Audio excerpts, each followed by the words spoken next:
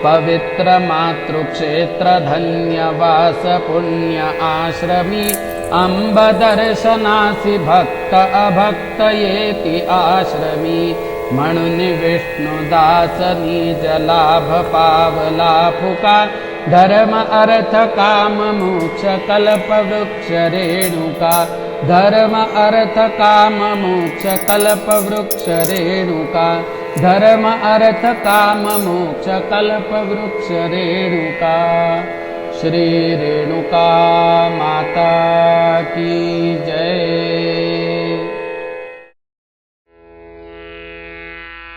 कल्पवृक्ष रेणुका। पण रेणुकेचे हे स्वरूप तिच्या सर्व भक्तांपर्यंत पोहोचले आहे की नाही याबाबत शंका वाटते।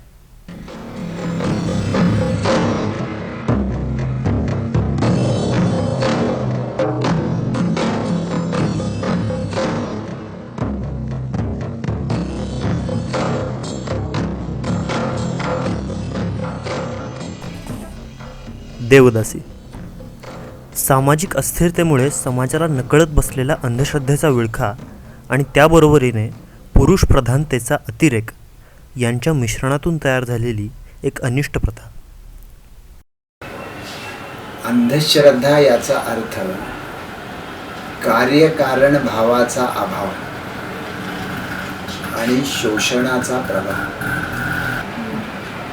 पण नुसतंच शोषण नसतं तर पावित्र्य लाभलेलं आणि त्याच्यामुळे मानसिक गुलामगिरी निर्माण झालेलं शोषण असतं, ज्याचं ढळढळीत रूप म्हणजे देवदासी। देवदासी म्हणजे देवाची दासी। अगदी लहान वयात तिचं देवाशी लग्न लागतं आणि देवाला तिचं संपूर्ण स्वामित्व मिळतं। पण कालांतराने आपल्या समाजात देव सर्वांचा म्हणून देवाची दासी ही सर्वांची अशी भावना रूढ होत गेली आणि मग देवाला लाभलेलं हे स्वामित्व हळूहळू गावातल्या प्रतिष्ठित आणि जमीनदार लोकांकडे सरकत गेलं आणि मग देवदासींकडे ग्रामीण भागातील वेश्या केंद्र म्हणून पाहिलं जाऊ लागलं। एकदा का देवाशी लग्न लागलं की मग तिने कोणाही मर्त्य मानवाशी लग्न करू नये असा संकेत आहे। प्रत्यक्षात देवदासींमध्ये झुलवा नावाची रीत अस्तित्वात आहे। त्यांचे लग्न काय होत नव्हते। लग्न म्हणजे देवीला सोडल्यानंतर असं मांडवामध्ये लग्न होत नव्हतं। होत नसल्यामुळं काय करायचं, ती म्हणजे एखादा कुठला तरी आधार शोधायची नाही का, किंवा मग एखादा जोगती असं असं चवंडक्या वगैरे त्याच्या मागं ते कलाकाराच्या मागं ते त्याच्याबरोबर ते संसार करायचे, किंवा मग इतर माणूस जर त्यांना भेटला त्या जोगतीनेला इतर माणूस तर मग शेवटी त्याच्याबरोबर ते संसार करायचे आणि त्याच्याबरोबर ते त्याला जोगत्यामध्ये आणून झुलवा लावायचे।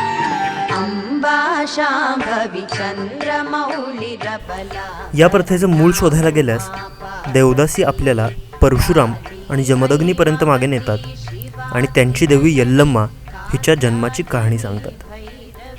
तर अभ्यासकांच्या मते जेव्हा तमिळ राजांनी त्यांच्या देवतांसाठी मोठमोठी मंदिरे बांधली तेव्हा त्यांच्या देखभालीसाठी मुली नेमण्यात आल्या।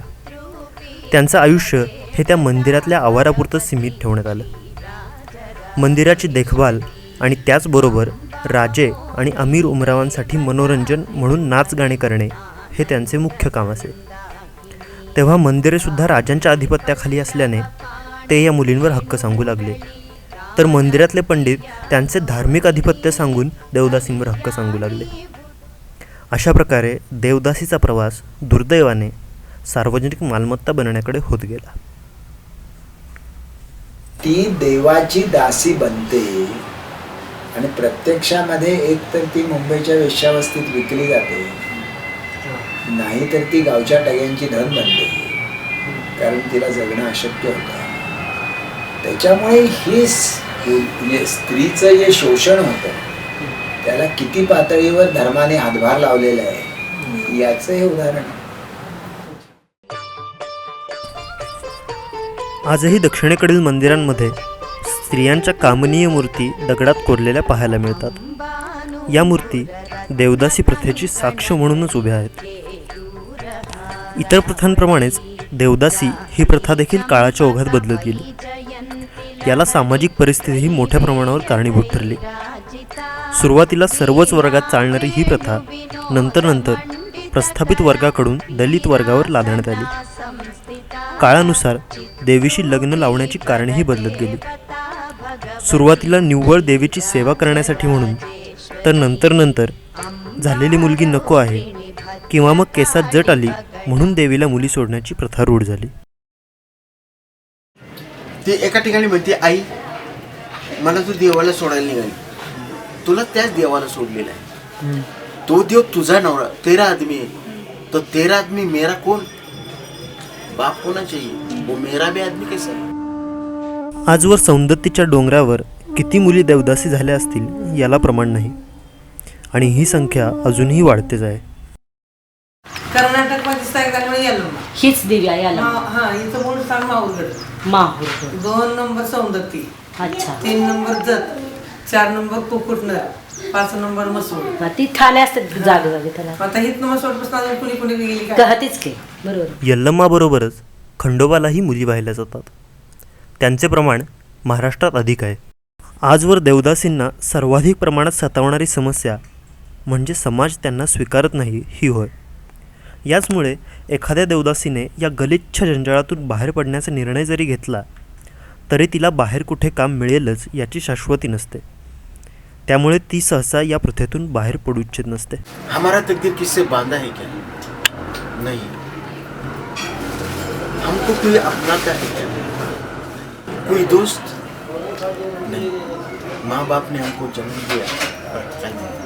देवदासींना समाज स्वीकारत तर नाहीच, आणि त्यांचा हा प्रश्न एखाद्याशी झुलवा लावूनही सुटतोच असं नाही. झुलवा लागल्यानंतर त्या माणसा कडनं जे आपत्ती होतात, मग आता त्या माणसाची बायको असते, त्याला खानदानी मुलं असतात, मग ती म्हणते की बाबा तुझ्यापासून झालेल्या मुलाचं काय करायचं, मग त्यांनी पोट कशावर भरायचं. मग ती म्हणते की माझ्या मुलाला तुझ्याकडे 10 एकर जमीन आहे तर 2 एकर तरी माझ्या पोराला दे. शाळा तर शक्यतो होतच नाही, आणि एकदा असं भटकल्यानंतर ते मुलं पण भटकतात, किंवा मग ती जोगतीन जर व्यवस्थित चांगल्या मनाची असेल तर ठीक नाही, तर त्या मुलांनाही ती सोडून दुसऱ्याकडं जाते. अशी कुठल्याही ग्रुपमध्ये कुठल्याही मेळ्यामध्ये त्या मुलांना सोडायचं आणि ती आपला तिचा मार्ग स्वीकारून ती दुसरीकडे जाऊ शकते, असं करते ती. अशा पद्धतीने अजूनही जोगती तयार होत राहतात, देवदासी तयार होत राहतात. देवीशी लग्न करून देहविक्रीच्या मार्गाला लागलेल्या देवदासींमध्ये मोठ्या प्रमाणावर शारीरिक समस्या पाहायला मिळतात. त्यांच्यात गुप्तरोगाचे प्रमाणही अधिक असते. दिल से नहीं करता, उससे कोई तो भी करवाता है, तो वो काम की उसको आदत लग जाती है. भला बुरा नहीं सोचता हो कि मेरे को एड्स हो जाएगा, मैं मर जाऊंगा, ऐसा नहीं. चलती की गाडी आहे. त्याचबरोबर ज्यांच्या केसात जट झालेली असते अशा देवदासींनाही त्या जटेपायी शारीरिक त्रास सहन करावे लागतात. तुम्ही विचार करू शकाल की एकेका जटेमधनं अख्ख्या जिल्ह्याला पुरवठा होईल इतके आव्हाने व्हायचे. कारण 4, 5, 6 वर्षाचा गुंता मोडलेला नाहीये, बरं तिला असं झोपता यायचं नाही, तर केसाच्या खाली सगळ्या जखमा झालेल्या असायच्या, तिला भयानक त्रास व्हायचा. केसात जट आली म्हणजे देवीचे बोलावणे आले असा अर्थ घेऊन देवीला मुलगी सोडली जाते. ही प्रथा मोडून काढण्यासाठी अंधश्रद्धा निर्मूलन समितीचे अध्यक्ष डॉक्टर नरेंद्र दाभोळकर आणि त्यांच्या कार्यकर्त्यांनी महाराष्ट्रात जटा कापण्याची मोहीम हाती घेतली व ती अजूनही चालू आहे. 1985 साली आम्ही सातारा जिल्ह्यामध्ये पहिल्यांदा ही जट सोडली. मंगला हागीर नावाची एक मुलगी होती आणि तिची अशी जाडजूड 4 वर्षाची जट होती. आणि ज्यावेळी ती जट आम्ही सोडवायची ठरवली त्यावेळी अर्थात आम्हाला जट कशी सोडवतात माहीत नव्हतं. त्यामुळे आम्ही तिला भरपूर आदल्या दिवशी 1 लिटर तेल आणि जंतुनाशक वगैरे सगळं घातलं होतं. कारण बायकांची मानसिकता अशी असते की जट ही यल्लम्मा यायची आहे, त्यामुळे ती कापायची नाही, ती सोडवायची.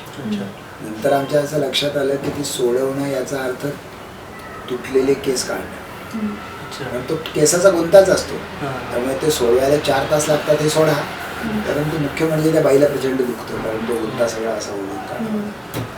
त्यावेळी आम्ही ती सोडवायची ठरवली होती. त्या बाईची म्हणजे त्या मंगलाची आई माझ्या बायकोकडे आली होती आणि ती माझ्या बायकोला असं सांगत होती की तुझा नवरा काय करतोय तुला कळतंय का? ही जी आई यल्लम्मा देवी ही अत्यंत कोपिष्ट देवी म्हणून प्रसिद्ध आहे आणि ती इतकी कोपिष्ट देवी आहे की ती जर कोपली तर बाप्याला लुगडं नसवल्याशिवाय सोडत नाही. म्हणजे आता मी ती जग सोडवून 27 वर्ष तरी झाली आणि अजून मी याच पोशाखात फिरतो, मला काय तिने केलं नाही असं तुझं आहे. परंतु महाराष्ट्रात या प्रथेविरोधात चळवळ होऊन देखील हा देवदासींचा प्रश्न संसदेपर्यंत प्रभावीपणे पोहोचू शकला नाही. या स्वरूपाच्या कायद्यातली तरतूद हा एक भाग आहे, तो पुरेसा नाही. म्हणजे देवदासी प्रिव्हेन्शन ॲक्ट 1934 हा ब्रिटिशांनी 1934 साली देवदासी प्रथेला प्रतिबंध करणारा कायदा केला. त्याच्यावरचा पहिला खटला मी 1982 साली घातला. कायदा असून काही होतं असं नाही, चळवळ करणारे लोक लागतात. या सर्व चळवळींमुळे या प्रथेतील राजरोसपणा जरी कमी झाला असला तरी छुपेपणाने अजूनही देवीला मुली वाहण्याची प्रथा चालूच आहे. पण याचबरोबर अशीही काही मोजकी देवदासी कुटुंबे पाहायला मिळतात की जी या प्रथेतून हळूहळू बाहेर पडत आहेत. आमच्या अगोदरच्या पिढीमध्ये त्यांच्या पारंपरिक आलेलं आणि ते गावोगाव फिरणे वगैरे जोगवा मागणे यामध्ये ते असायचे. त्यांना शिक्षणाचं काय गंधवार्ता नव्हती. आमच्या पिढीत म्हणजे त्यांच्या हे झाल्यानंतर की कुणीतरी त्यांना सांगितलं की मग तुम्ही असं फिरता, मुलांना कशाला असं फिरवता. मग त्यांनी आम्हाला थोडंसं या मार्गातून बाजू हटण्यासाठी बोर्डिंगमध्ये टाकलं आम्हाला. मी शिकल्यानंतर तर की बाबा आपण पण असं फिरणं की मला थोडंसं लाज वाटायला लागली नाही का. त्यांनी 10वीपर्यंत मला शिक्षण दिलं, फक्त कला वगैरे शिकवली आधी मला, गाणी म्हणणं वगैरे. आणि नंतर मग देवपूजा करणं हे करणं. मी शिकल्यानंतर माझ्याही मुलांना तर अजिबातच नकोच ह्याच्यात, त्यांना त्यांच्या बुद्धीप्रमाणे ते तर जास्त शिकले. यल्लप्पाने परंपरेचे निरर्थक ओझे न वाहण्याचा निर्णय घेतला. पण आज समाजात असे विवेकबुद्धीने विचार करणारे यल्लप्पा कमीच आहेत. त्यांना या ओझ्याखालून कसे बाहेर काढता येईल? ज्या गावामधली बाई देवदासी त्या गावच्या पोलीस पाटलाला सरपंचाला जबाबदार म्हणून त्याच्यावर खटला नाही. पण तुमच्या गावातली बाई देवदासी होती हे तुम्हाला कळल्याशिवाय होऊ शकत नाही. तुम्ही ते राहून कशी केली? यासारखेच आणखीही काही उपाय अभ्यासकांनी सुचवले आहेत. त्यापैकी काही लागूही करण्यात आले आहेत.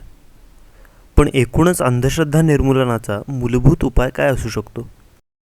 शिक्षण क्षेत्राने अशी भूमिका घेतली पाहिजे की ज्या गोष्टी अवैज्ञानिक आहेत आणि अंधश्रद्धा आहेत त्याच्याबद्दल काहीतरी ठोस भूमिका घेतली पाहिजे. आणि दुसरी गोष्ट म्हणजे समाज व्यवस्थेमध्ये इतकी अस्थिरता निर्माण झालेली आहे की अशा वेळेला माणसं अंधश्रद्धेचा आधार घेतात आणि अशा माणसाने आधार घेणं ही त्याची मनप्रवृत्ती आहे. त्याच्यामुळे ज्याच्यामुळे ती परिस्थिती निर्माण होते तो समाज बदलण्याचा प्रयत्न करणे आणि ती परिस्थिती तशी असली तरी त्याच्यावर हा उपाय नाही हे समजावून सांगणं, या दोन्ही गोष्टी गरजेच्या आहेत. धर्म काय सांगतो? कुठला धर्म आहे? माणूस ही जात माणूस की हाच खरा धर्म आहे. जोपर्यंत हे सिम्बॉल्स आहेत धर्माच्या नावाखाली मांडलेले ते माणुसकीला मारणारे आहेत.